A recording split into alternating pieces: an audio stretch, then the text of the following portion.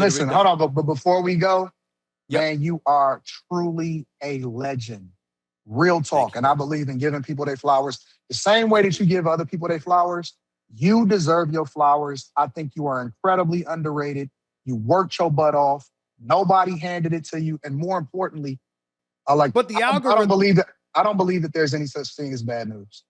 but the algorithm rewards the most provocative version of That's true. oneself. So how do you make sure that the version that goes viral is also the version that's the most accurate? Well, I don't care about which version goes viral because people gonna do what they're gonna do, right? So Right. I look at it as I put the medicine inside of the candy.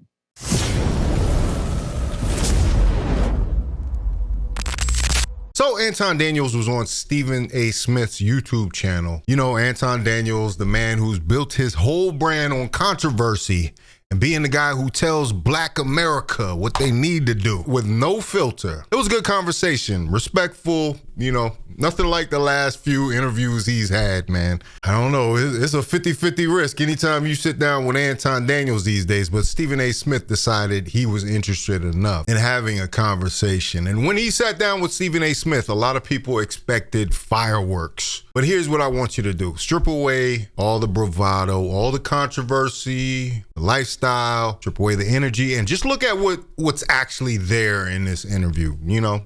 Because people might come into it with their own preconceived notions. But when you run the tape and you break down the claims of what Anton's politics are in comparison to what Stephen A. Smith's politics are, his centrist views, I'm going to show you exactly what they're missing. He is Mr. Anton Daniels, based out of Detroit. He's doing big things, big time things. He's got over 1 million subscribers on YouTube as well, and I have no doubt that that's going to continue to grow. The brother's special to listen to, and I'm looking forward to having a conversation with him for the very, very first time, right here on Straight Shooter with yours truly, the one and only Anton Daniels, up next. My guest is a Detroit-based YouTuber, business coach, and internet personality with more than 1 million subscribers across his social media platforms, known for his pop culture and conservative viewpoints. Please welcome for the first time to Straight Shooter, the one and only Anton Daniels. What's up, big time? How are you, man? How's everything? What's going on, Mr. Smith? How you doing? Man, please, it's a pleasure to meet you, man. I've been looking forward to talking to you or whatever. First of all, here's what I want to do, because I respect where you're coming from. Even when you get on me, I'm going like this, well, damn, he got a good point. He got a good point. It's no big, it's all love, brother. I'm good with it. One of the biggest things that I saw was that Anton has upgraded his claim of not being black first, but being a saint first. He's a saint now. Saint Anton over here. Hey, there's nothing wrong with that. Hey, everybody's entitled to their own religious beliefs, obviously, but when he talks to Stephen A. Smith and he's describing himself, he doesn't say conservative, you know, he doesn't say Republican necessarily. He says he's a saint. Those are his words. You know, a saint explains, a saint that he explains is someone who believes every word of the Bible, no picking and choosing. God first, everything else comes after. Amen. Let me ask you this question. How would you describe yourself, particularly in this day and age? Are you a conservative? Or are you just a YouTuber? Are you a podcast? What would you say? What do you want the world to know you believe you are? I wouldn't define myself as a conservative first. I would define myself as a saint first. A right? saint? I'm a saint, right? And it's a difference between a Christian and a saint. A saint is a person that believes every word in the word, right? We don't differentiate. We don't pick and choose which part of the Bible we believe. I even if I'm not perfect or I'm not doing everything right, I define myself by my belief in God. That's first, above all. And then everything else comes after that, right? Okay. I respect that framing. Like I said, I respect people's religious beliefs. You know, faith can be your foundation. You know, that's solid. That's salt of the earth, you know. But where it gets interesting is that in the same breath, in almost the same sentence, he tells Stephen A. he's a bag chaser. So money is right up there with being a saint in Anton's book, it seems like. So I am conservative, which I used to be Democrat. I'm not going to say liberal, but I am a Republican. I'm a conservative Republican. I've been married since I was 22 years old. So I've been married for the better part of 22 years. Mm-hmm. I'm a father. And then more importantly, I'm a bag chaser. So I'm always going to do the thing that adds value into people's lives. And I expect to be fairly compensated as a result of it. But he's always going to do what he can to add value, and he expects to be fairly compensated for it. Hey, I'm not mad at that either, for real. You know, that is the modern dilemma now of prioritizing wealth and chasing the bag, but also how do you work that into your spiritual life? So it's interesting, it's interesting. Because there's nothing wrong with making money, There's nothing wrong with that at all. But you just told me your identity is rooted in scripture. And then you immediately follow it up with, I chase the bag. Those are two very different operating systems. You just can't put them together and stack them on top of each other without somebody noticing that there's a contradiction. You know what I'm saying? And then in short order, the topic that both of them have in common is their, and I don't know if this is what made Stephen A. actually notice, or maybe it was, him appearing on other people's shows like Jason Whitlock, but the elephant in the room was the Corey Holcomb situation. And, Stephen A. had his own interaction with Corey. A lot of times people were giving Corey heat for how he dealt with Stephen A. Smith. He chose to go the high road, take a picture with him, whatever. But it was interesting. They didn't dig too deep on it. They didn't dwell on the topic. He basically said he had respect for how Anton handled himself, and he was glad how things didn't go further off the rails. Aren't we all? Aren't we all? When you think about what you've done and what has resonated most, some people would think it's you and Corey Holcomb. Some people would think it's your politics. I mean, what was it? What was it for you? I mean, what that experience? I watched it. I ain't got too much to say about it. I ain't trying to get in that mess. I'm surprised. You should. Well, just listen, man. Cat's gonna talk, and I'm like this. I got mad respect for how you handled yourself. I tell you that much. I got mad respect for how you handled yourself, and I think that it was a good conversation ultimately. But clearly things almost went off the rails, and I'm glad it did it, because that wouldn't have been a good look for two brothers. No, absolutely not. Like that. Yeah. So, what were your thoughts? First of all, how have things been since that happened, and most importantly, do you like being popular for stuff like that? Or is there something else you like being popular for more? But once again, back to my earlier point, was that a saint moment? Was that a saint moment? I mean, obviously, we know Christ entered the temple and turned over the tables, but saying somebody S the D's of the black community because it's a counter argument to what they said to you about how you treat the white community, which has merit. You know what I'm saying? If you're allowing them to skate on things and then you critical the black community, it looks very hypocritical. I didn't like that situation because Anton was a guest in that house. And always as a guest, you're supposed to be respectful, as he was in this interview. And so I hope Anton has grown from the incident with Corey Holcomb and is now conducting himself like this. Of course, this one was conducted via satellite. He didn't go to the studio with Stephen A. Smith. When you decided to support Trump in 2024, what was it about the MAGA movement that made you support it? Was it the fact that you are, as you described, or was there something different transpiring in 2024 that you saw compelled you to gravitate towards that? Well, the first thing is I felt like the election was stolen from him in 2020. There's no way that anybody can convince me that Joe Biden is the most popular president of all time and he got over 81 million votes. I'm not going for it. The second thing is that I start to take a deeper look at my own life, right? Because especially as black people in the community, we taught to automatically vote Democrat regardless because we black, right? Yeah. But when I started to deep dive into the things that Democrats stood for, it wasn't the fact that Republicans or Trump or MAGA first got my attention. The first thing that got my attention is the things that I didn't align with the party that I had been voting for based off of what my family told me to do, right? I don't believe in men and women's bathrooms. I don't believe in, a lot of the stuff, my dollars going to the federal government and letting them manage my money more than I can. I believe in smaller government. I believe in spirituality. I believe in a lot of the things. And so when I started to figure out, what are we doing? Why am I voting this way? I started to explore, what about Trump didn't I like? And I realized that it was more propaganda that was fed to me and that, you know, he was supposedly be racist and all of this stuff. And then I started to evaluate every other president that came before him. And I realized that he's just a quote unquote straight shooter, right? I mean, he just tells it like it is, regardless of whether you agree with him or not. Why are Democrats so against voter ID? Well, hold on. We ain't got to argue. Me and you align with that. It don't make no. I'm not supporting. Listen, you got to have an ID for everything. There ain't no, Right. Please, I'm with you with that. I mean, I do think it was ridiculous, but I also pay attention to Senator Fetterman, who's been supportive Like for the Fetterman. most part I of the love Republicans. Fetterman. When Fetterman said, "quote," he said certain things about the SAFE Act are a bit extra. Yeah, you essentially got to have a passport, and it is more difficult to get ID, you know, under these restrictions that they're putting out there than it was before. So I do believe that, but that doesn't mean that both sides can't come together and resolve that in a damn day.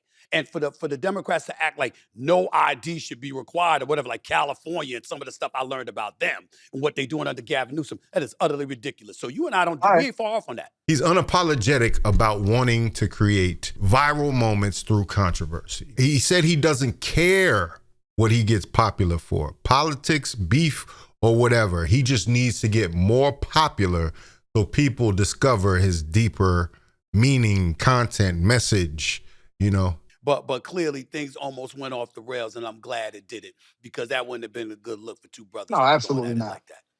Yeah. So what were your thoughts? First of all, how have things been since that happened? And most importantly, do you like being popular for stuff like that? Or is there something else you like being popular for more? I don't care about what I get popular for. I just think that I need to become more popular. And the reason that is because I think that once people discover you and they start to do a deep dive into what your conversation is or what your content is, that's the thing that then resonates with them. So people go viral every single day, you know, for different reasons, but they're one-hit wonders or they fall off because they don't have anything that's relevant that allows for people to still follow them and keep them. So popularity and getting the word out and becoming more visible is necessary in order for you to be successful financially, is necessary in order for you to be successful as far as getting the word out or what it is that you're trying to change as far as the culture. So it doesn't matter to me. Politics, popular culture, I'll take it all. But the algorithm, I don't believe that there's any such thing as bad news. But the algorithm rewards the most provocative version of That's oneself. true. So how do you make sure that the version that goes viral is also the version that's the most accurate? Well, I don't care about which version goes viral because people gonna do what they're gonna do, right? So Right. I look at it as I put the medicine inside of the candy. You know, that's a content strategy. You know, that's not necessarily like a moral high ground, you know, but bottom line, Anton's belief system is a brand positioning. And, you know, and once you see it, you can't unsee it because everything that comes after that, all the politics, all the takes, it's all built on the same foundation. But what about the actual politics? Because I think this is interesting because I think this is a needed conversation. And I saw people in the comments mention this because it's not too often that you have somebody like Stephen A. who is center left having a conversation with someone like Anton who is framed as far right. So, and black men at that, you know, black men having a conversation about politics in a serious way, you don't often get to see that because so much of television is set up with punditry and people have a message to get out or they're getting talking points from their party and they're speaking in that way. So these people are two independents and they're able to articulate themselves and some of the reasoning behind the political beliefs that they have. And I think that's good. That's healthy. That's a good conversation to have. And I think here, there is a conversation about how persuasive they can be to the black populace. I already think there are people that are moving towards the center for sure. And Stephen is there too, right? But if you're selling me on being a Republican, as Anton was trying to get there, I don't know if we quite got enough substance on what is happening because we always run into those people who are on the right that actually represent the party in a negative way, or possibly say something that might be insensitive along racial lines, like stuff like, you all are always complaining about things. You all have never experienced racism, as Anton says. We are in 2026, and our children, the culture, people that have never experienced racism before in their life, is claiming racism and saying that the system is against them, and they haven't even lived life long enough to see what the system is. Their brains aren't even fully developed, because your brain isn't fully developed until you're in your mid-20s. They're automatically teaching racism, and they're teaching victim Olympics to them. And it's a generational curse that we continue to pass down, and we continue to pass down. I don't think that it's ever going away. I don't think that it'll ever go away until the end of this earth. I never see it going away. Racism will be a part of the conversation. Gentrification will be a part of the conversation. Systematic oppression will be a part of the conversation.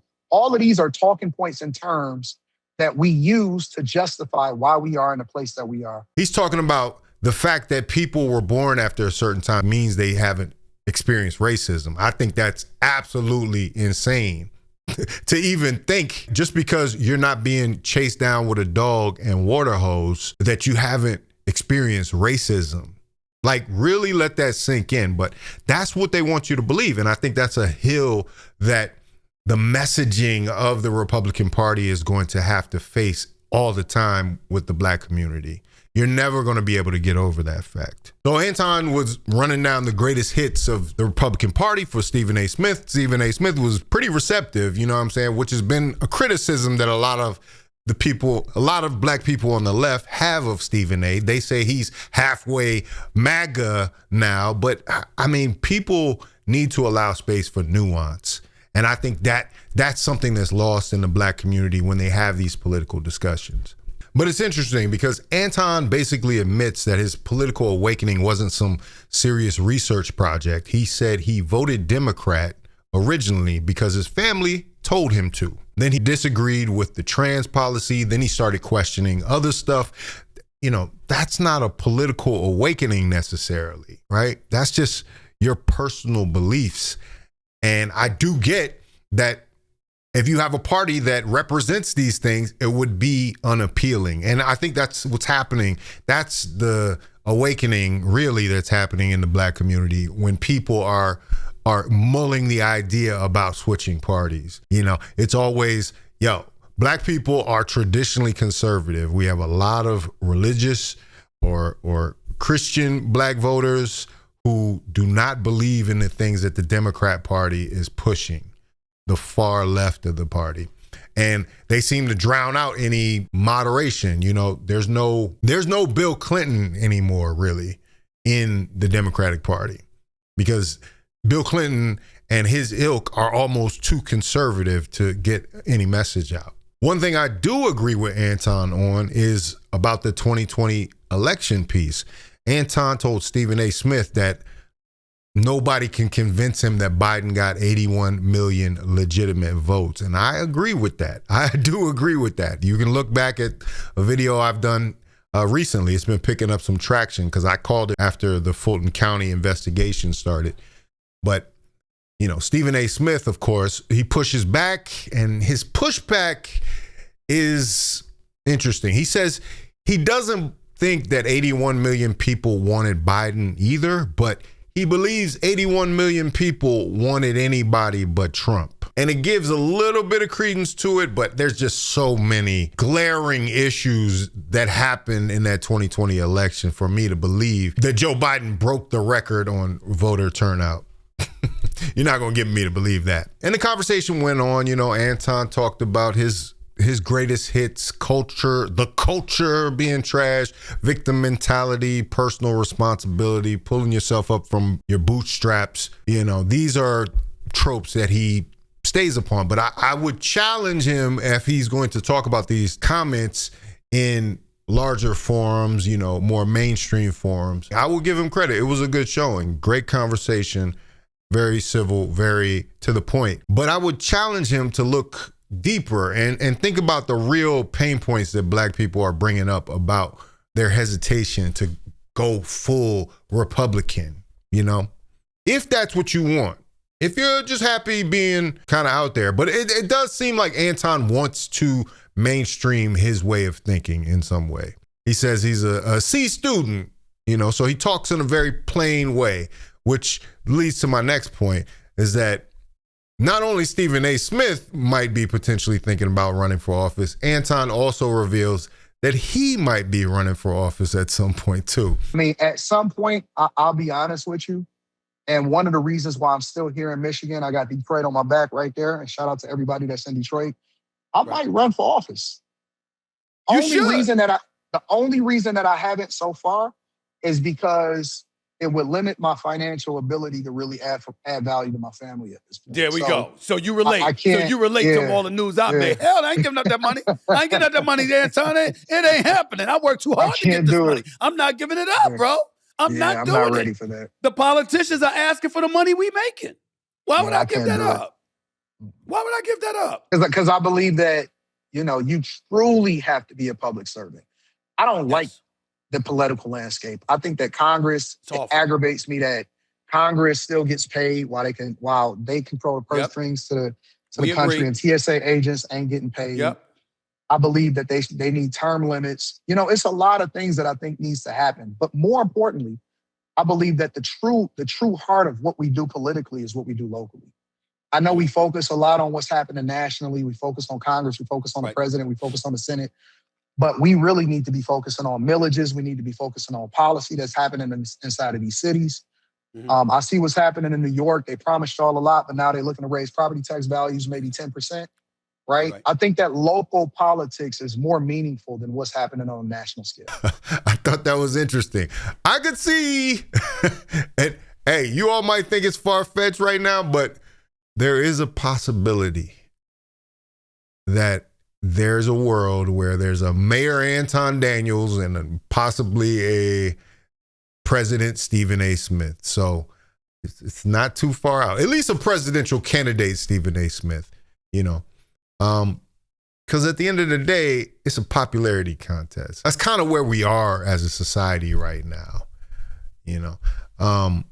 Nobody's really bringing forth any transformational ideas that are going to change things. Everybody's kind of rehashing the same thing. The governor of Mondami, he's going to bring up socialism and things like that. There's no real innovative thinking going on in politics. And that's what I would challenge someone who wants to be kind of an upstart to go, what direction I would have them go. Even when Anton brings up his talking points that he hits a lot of times in his videos and everything, I'm still waiting for the solutions. Work harder and stop making excuses is one thing. That's motivation, but that's not policy. That's not changing anything, really. People can take the information and do what they will, but it's not going to change anything systemically. Calling black people victim-minded while simultaneously building an entire brand off of black people and black dysfunction and black controversy, that's Anton's biggest contradiction. Nobody's pressing him on that, because if the culture is trash and it's all self-inflicted, what exactly do we have to talk about? You've already made a judgment. I don't get it. The panels and the arguments and where are the solutions? That's what I say. You'd get a lot more people to come to your side if you had some solutions for these people, or if there was some progress being made at least. But Stephen A. was very deferential to Anton, and that's why I say Anton came in there and ran a clinic on Stephen A. because he's been running these talking points for so long, he can just rattle them off, And so towards the end of the interview, Anton tells Stephen A. he needs to stop calling himself an independent and go full Republican. He says you can't play the middle anymore. He says that people in the middle get run over. I want to get to the black community in this regard, because one of the things that, listen, like I said, I don't consider myself a black conservative. I consider myself a black man who is an independent that leans left on some things and leans right. That's me. That's how I think about myself. You can't be that way, Stephen A. You cannot be that way. I believe I can. I believe I can. No. We could answer. I will gladly come on your show. We can argue about that all day, every day, bro. I'm happy to. I can't. Oh, come on. Oh, please, man. All you got to do is say the word.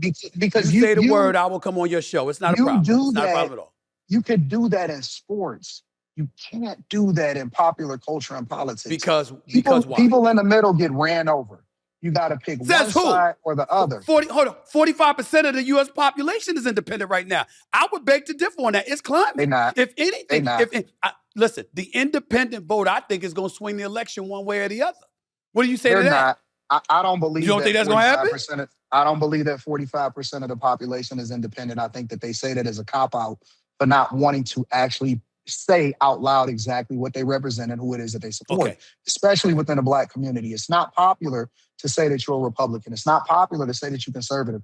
And so what people lean on is to say, well, I'm independent in order to give themselves an out for what it is that they choose and not to be accountable for who they support. That's what really is happening. See, I don't believe in what people say. I believe in what people do, right? And I think that a lot of times people are peer pressured, especially today in the Black community, to vote against their own best interest because it's not popular to do and you can't be a part of the cool kids club.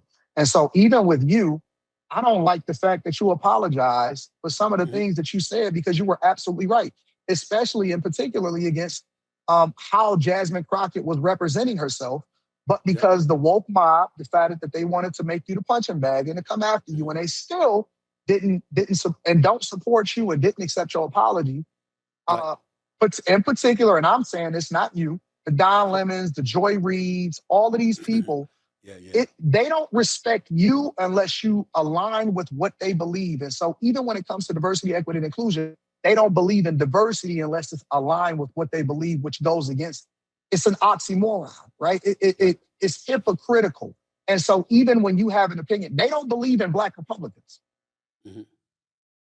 They only believe if you believe in them and diversity as it aligns with their agenda. Now, I get that argument on the surface, but Stephen A. needs to play the middle because he's got something that a lot of people in traditional politics don't have. He has the ability to reach a right-wing audience and a left-wing audience.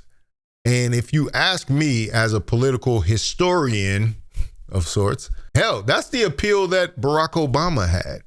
Your best candidates in this era, the 21st century, have been able to gather people from both sides and build a coalition. So Stephen A. actually possesses that at this point. So I wouldn't want him to alienate his left-wing audience just for the possibility of picking up a couple people on the right wing because of those issues I mentioned before, because there are some people that are so stuck in their beliefs and in their discrimination, they don't want to see a Black Stephen A. Smith run for nothing. That is, unless they can control him. So there's that. But like I said, good interview. Go check it out on Stephen A. Smith's channel or Anton Daniels' channel. I think they did the collab feature. But yeah, man, shout out to them for having a good conversation.